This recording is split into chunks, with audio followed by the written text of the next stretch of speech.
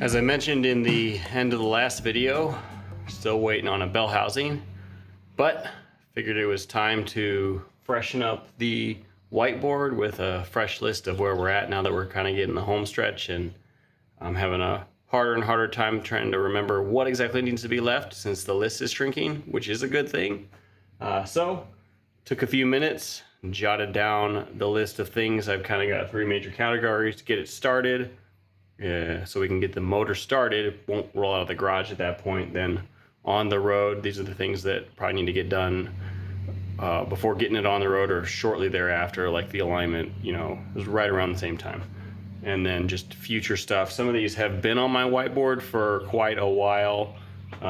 Things like doing a different shift knob.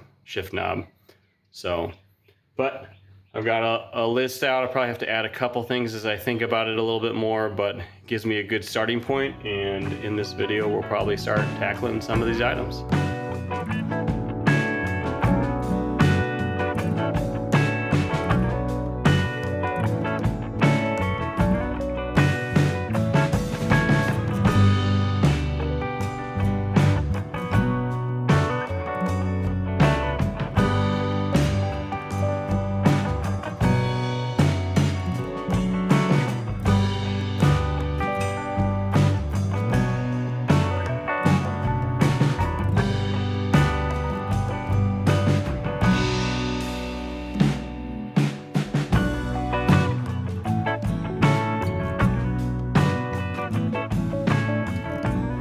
Catch you up here real quick. Threw on the throttle position sensor, and you watch me add the hoses in. So the low pressure power steering hose is running up through here and up to the bottom of this power steering reservoir. Actually not the bottom, the side here. And then the supply is coming out of the bottom. It's going up here. I don't exactly like that this is pretty much as high as the top of that reservoir, this hose. So I don't know what I'm going to do about that. I may try and run it and see how that works, since the pump itself is lower than the reservoir. Just hope that suction does its job. Or I may try and pull this pressed fitting that's in here out and then thread it, which will be a pain because then I'll get metal inside the pump.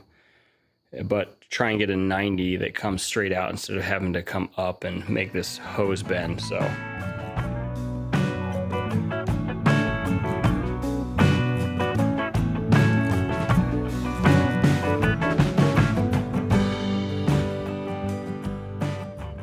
I think next I'm going to start working on the coolant system and start plumbing it up and seeing where I can get. I'm not sure if I have all the components, but I think I might. So we'll start working on this.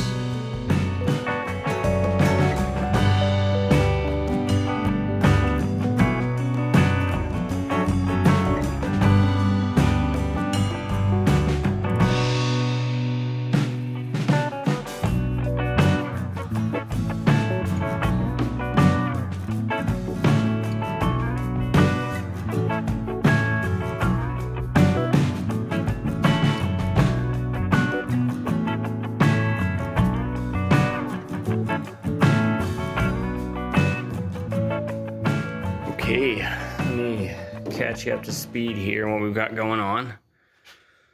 So, on the LT, coolant should flow out of these top two. I'm going to double check that, but I'm pretty sure these top two coolant flows out. I don't have the hose, so that's the one thing I'm missing. But I changed those over from the ICT billet AN just to hose ends, barb hose ends, because it'll be cheaper, honestly. Then I've got a Y block, so these are AN12, 2 AN12s, and then to an AN16 hose, so that's 1.25 inches. And I'm missing a fitting here, so I need to get that on order, and then that will flow into this. This is a remote thermostat housing with a bypass. You can't see it, but there's a bypass here. I'm sticking my finger in it so that the bypass will flow over to just before the inlet. So this should be the inlet on the pump. I'm going to verify that, but I'm pretty sure that's the inlet on the pump. So I need to get a T for that still. And then these two should flow out to the bottom two ports here. So that should be basically it. So I need to get some length of 1.25" or AN16 hose. This is coming up from the lower radiator. I may actually be able to reuse a piece of that. But either way, I need a fitting for that Y. I need a T fitting for this to be able to pull the bypass in. And then I need to mount this up. This will not mount here. It's not, these motors, these electric water pumps are not supposed to be mounted vertically. So once I get the hoses figured out, I will mount it probably facing this way or maybe facing this way. We'll see. First use of the new press brake and a new to me bandsaw, and whipped up a quick bracket to mount this water pump. So we'll get it thrown in here and should be on our way.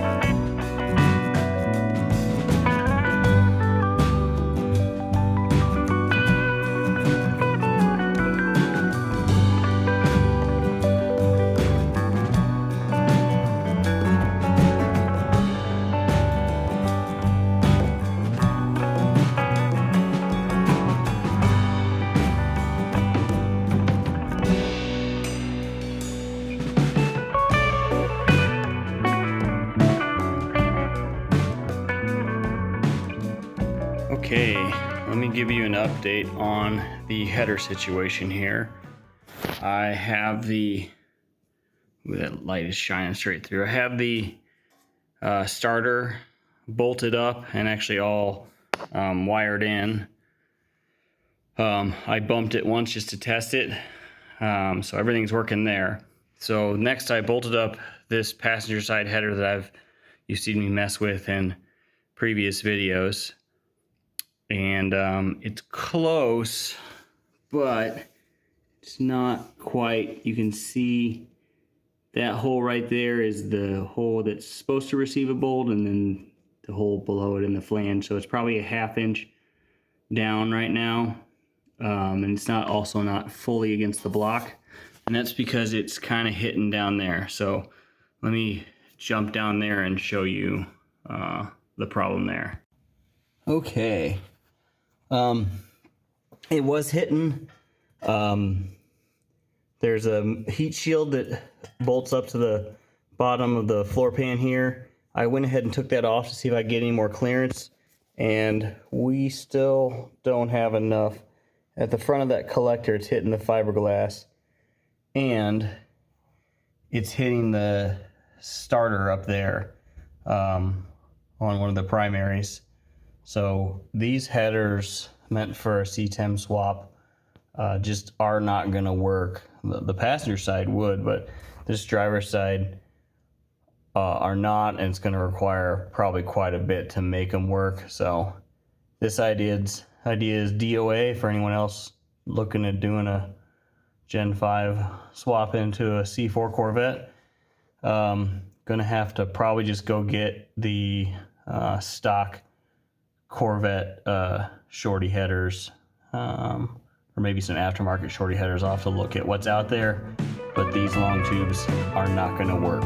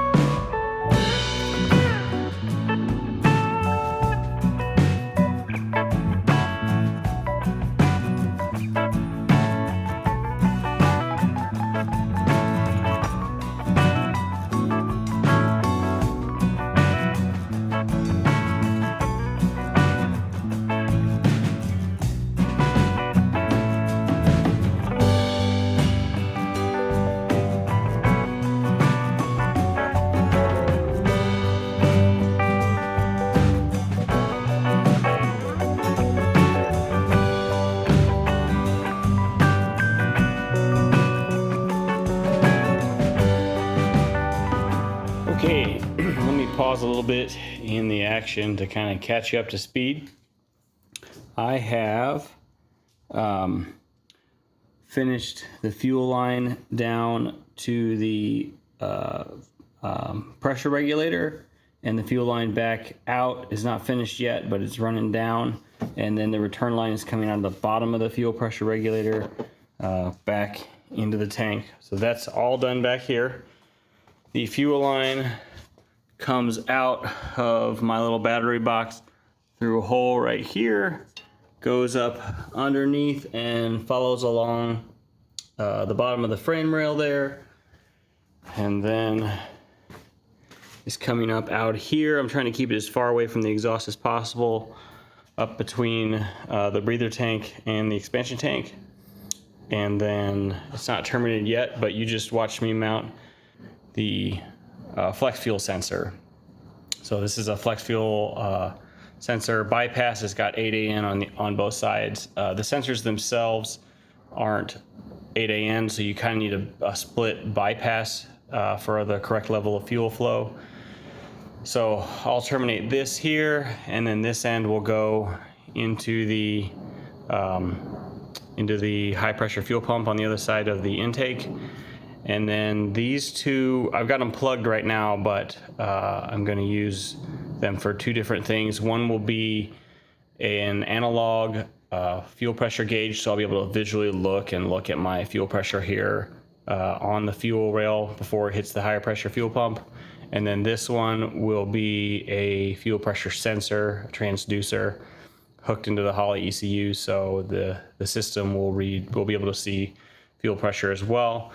That way I can monitor that. Like I said in a previous video, I'm pretty sure the fuel pressure regulator in the back with basically a returnless system up to the front will work on this because of the high pressure fuel pump on the motor, but I'm not 100% positive, so I want to make sure I read the fuel pressure on the rail and log it in the ECU, so that under load in particular, when it's burning a lot of fuel, I want to make sure that the fuel pressure on the rail or before the rail for the high pressure fuel pump is not dropping too much. So I'll finish up this. I don't have the adapters to get the sensors mounted in here, so that'll wait.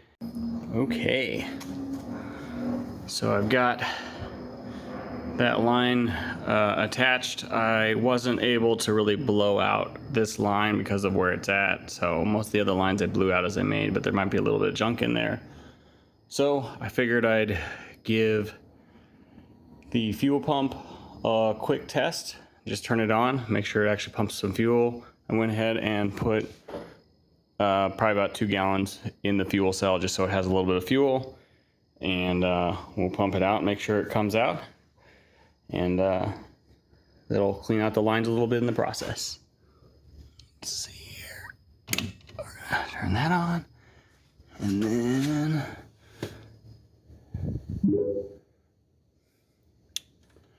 fuel pump here.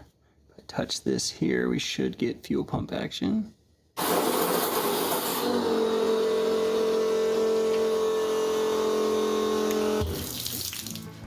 There we go. It's pumping fuel.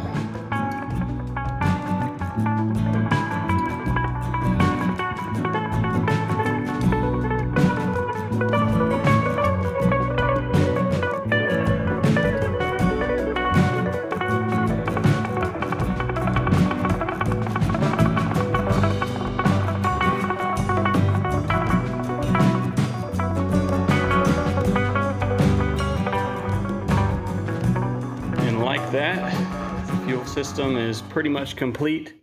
I may switch to a 90 here just because I kind of don't like how that fuel line's sitting up really, you know, even with this wiper. It's not, I looked at it already, it's not in my field of vision when I'm driving, so I won't be able to see it outside the car, but I don't know, for now it's good enough to at least get started. I'm still waiting on the adapters to get a fuel pressure sensor in, but everything is sealed at this point and ready to run.